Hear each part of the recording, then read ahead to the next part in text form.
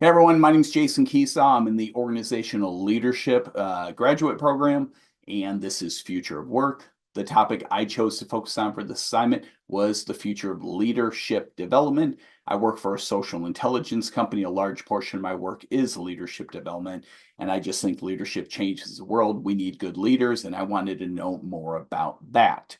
So as I was going through the research and I was going through the annotated bibliography, I saw things flow into three or four buckets. The first one is, what is good leadership? The second is, how do we measure it effectively? How do we deliver it? And then the third is, what is the bigger picture potential? And they all tie into each other.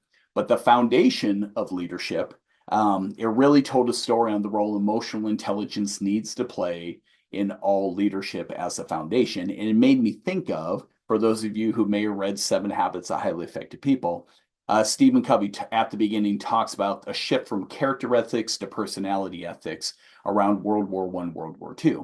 And what he was talking about is, how do we make the decision that we're going to trust and count on another person? Back in the day, it was based on their character. At some point, it became based on their personality. We became wooed and inspired and dazzled by people's personalities, and that influenced us. I think we're getting to a place where we're making a shift from maybe personality ethics to emotional intelligence ethics. And the emotional intelligence ethics part is the impact on other people, how we behave, how we communicate, how we work with others from that emotional intelligence perspective.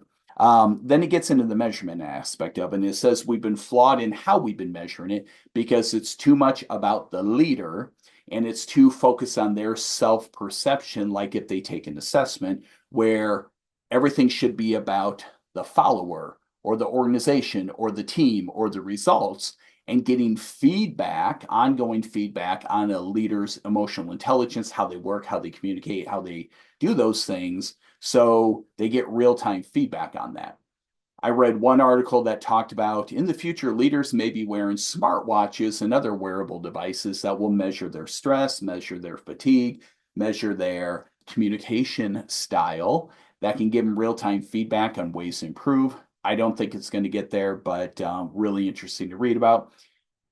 But to kind of wrap this up, we talked about the role emotional intelligence needs to play with AI in healthcare and education. And as we're taking on and leading toward working toward resolving some of the world's biggest problems, on the tool that AI can be.